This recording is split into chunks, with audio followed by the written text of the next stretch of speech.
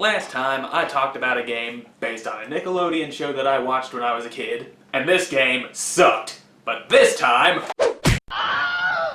I'll be talking about a game based on a movie of another Nickelodeon show that I watched when I was a kid, and this game doesn't suck. Now let's just take a moment to appreciate the fact that there exists a game based on a movie that isn't complete garbage. This has never happened before! Are you ready, kids? No! Well, too bad, we're doing this anyway.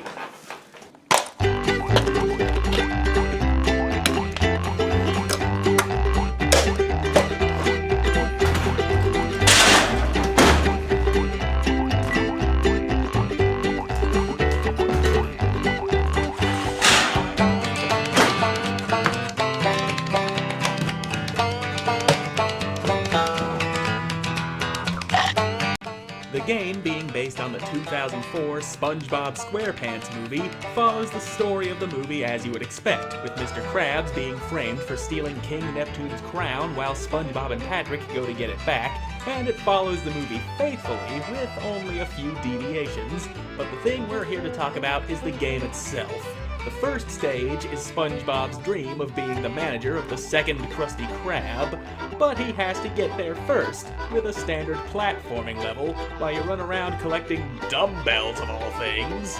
Because when you say SpongeBob, I immediately think of one of these. But to be fair, a major point of the movie is SpongeBob and Patrick trying to prove their manliness, so I guess that makes some sense.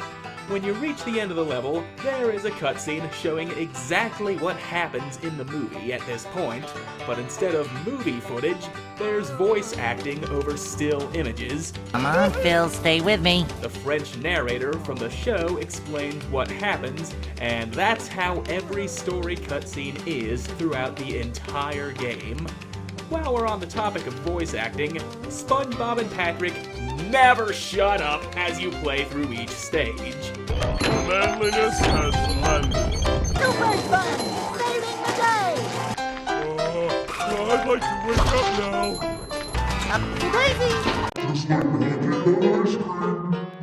But they actually got the real actors to do the voices. I mean, they pretty much had to. A cheap sound-alike for SpongeBob would be a sin, great enough to bring down the wrath of the heavens. I love Krabby Patties. Or a flying ice cream truck.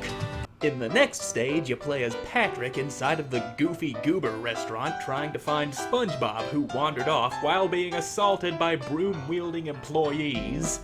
About halfway through, you talk to Princess Mindy through a magic mirror who tells you to collect Goofy Goober tokens so that she can give you a new ability, and this is what they use to pad out the game. You get a token for completing a level, but there are also more tokens hidden throughout each stage and earned from completing various challenges. Once you get enough tokens, Patrick learns the cartwheel attack, which lets him move faster while tearing through enemies. That's not the only move you can unlock either. Both SpongeBob and Patrick have a wide variety of moves they can learn as you progress through the game, allowing them to get past certain obstacles. And on top of that, there are some places that can only be reached as a certain character. From the very beginning of the game, SpongeBob can wall jump by smashing his face against the wall, and Patrick can swing from floating blocks of ice with his tongue. Patrick learns to smash anything below him and throw things, and And SpongeBob learns how to throw bowling balls, play the guitar, and in most of these stages, you'll find a porta potty near the end that allows you to switch between SpongeBob and Patrick to get to areas where you can find another token. Once you finish this stage, you get to the paddy wagon and start the first driving stage, and oh sweet Jesus, SpongeBob can't drive!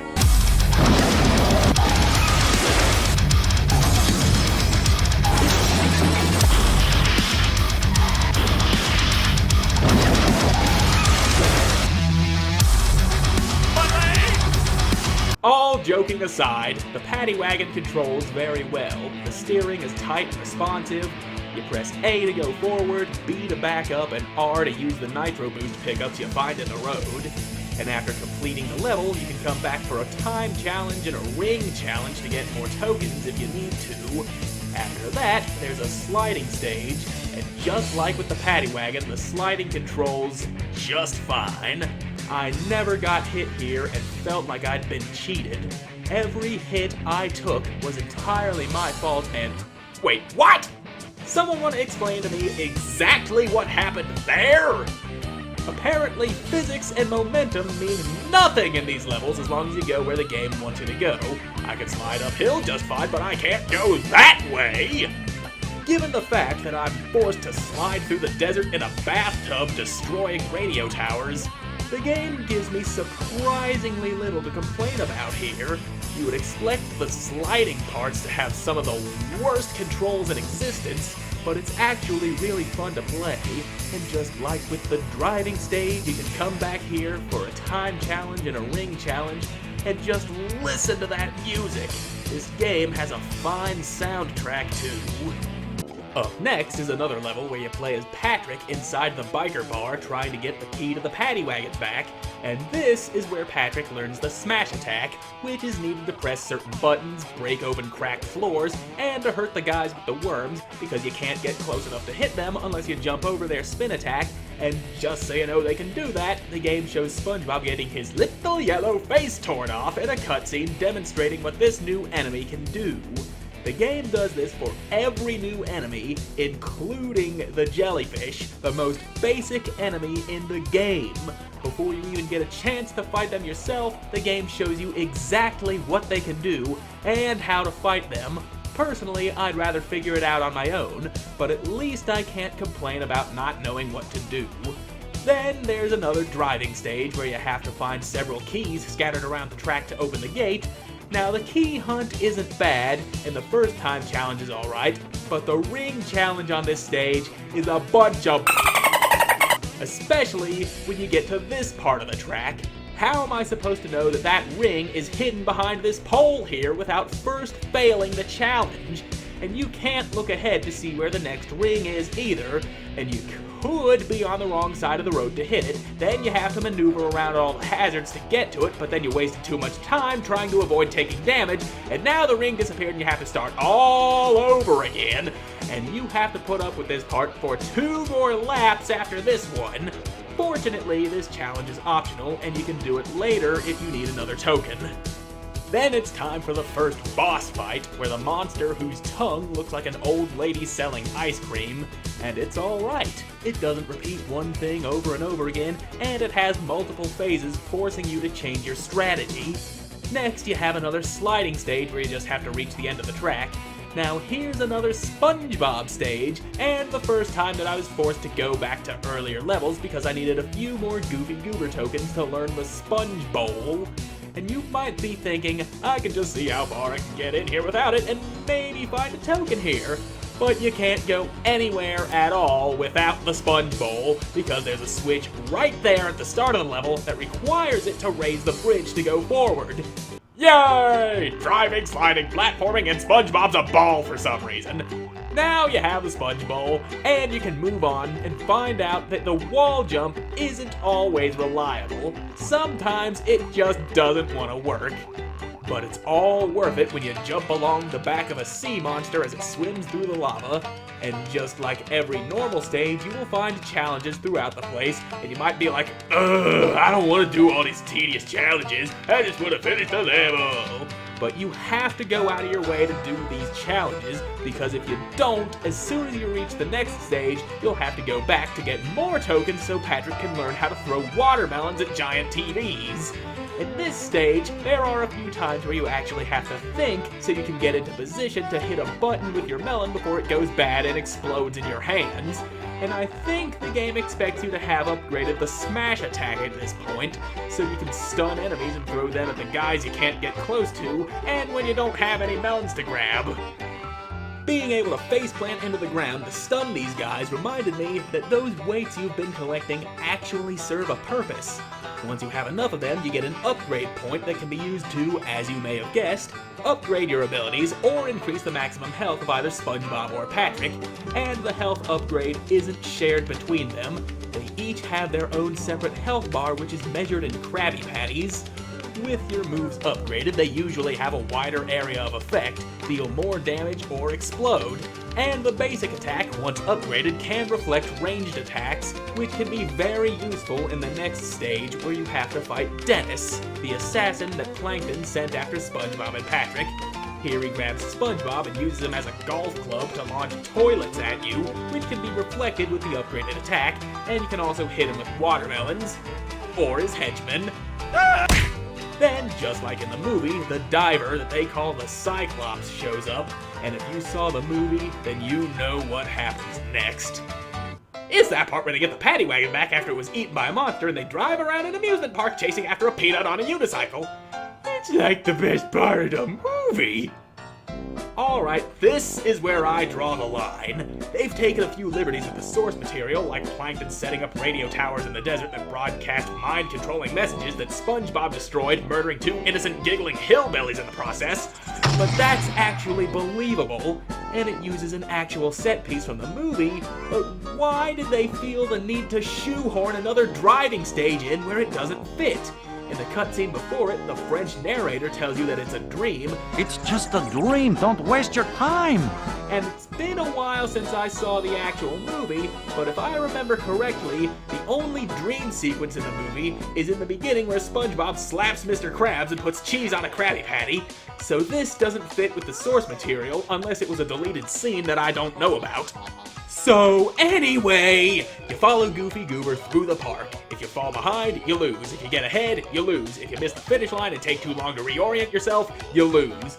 Then you get another sliding stage where you go around the Shell City gift shop inside Neptune's crown, turning faucets and breaking lamps while the diver keeps going, "Boo, I'm scary!" Once all the faucets are turned and the lamps are dropped, the way to the end of the level is open, and apparently trying to jump while sliding up the lamps before reaching the very edge doesn't work too well.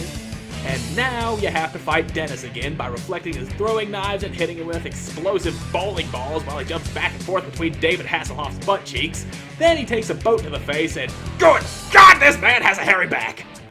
And now you reach Planktopolis, where Mindy tells you to go get more tokens if you want the ability that you need to get through the level. So now you gotta go get tokens while Patrick forgets how to stand on his own 2 feet and SpongeBob blows kisses to the crowd and laughs at them.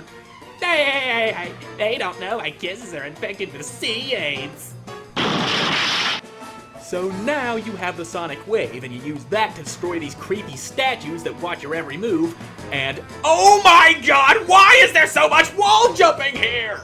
It's already proven to be inconsistent back in the trench, and now you have to do it while dodging spikes and electricity.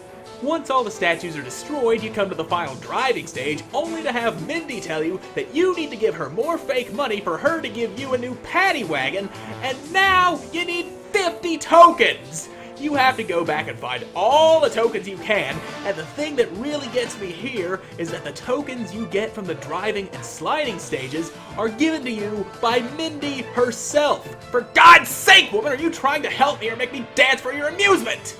In case you've forgotten, your father is about to execute Mr. Krabs, who is completely innocent, well, for a crime he didn't commit, and you're over here making me slide against the clock along the bottom of a deep ocean trench.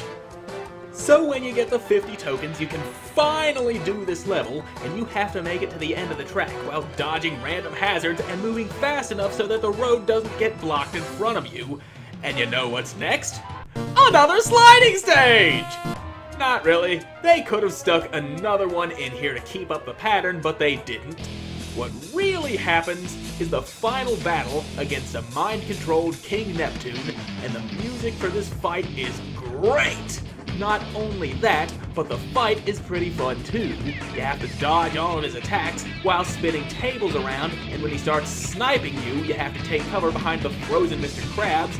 And correct me if I'm wrong, but I thought the whole reason SpongeBob went to get the crown back was to stop Neptune from shooting Mr. Krabs. Then the beam is reflected off Mr. Krabs and goes from table to table, then hits Neptune in the head, leaving him stunned for you to hit him with the Sonic Wave. Then his attacks start getting harder to dodge, and you have to dodge them or he won't start sniping. And then he destroys the floor, so you have to jump to all the tables while dodging his energy beams, and the Goofy Goober rock song from the movie starts playing. You're a Goofy Goober! Then you destroy the mind-controlling helmet, Plankton goes to prison, and it's basically just the end of the movie. As far as movie-based games go, this one was alright. The regular stages almost felt like a 3D Mario game, the driving and sliding was really fun, but the token farming did get a little tedious near the end. Now if you'll excuse me, I'm gonna get back to practicing my Spongebob voice. My bones! Okay, that thing was supposed to go off.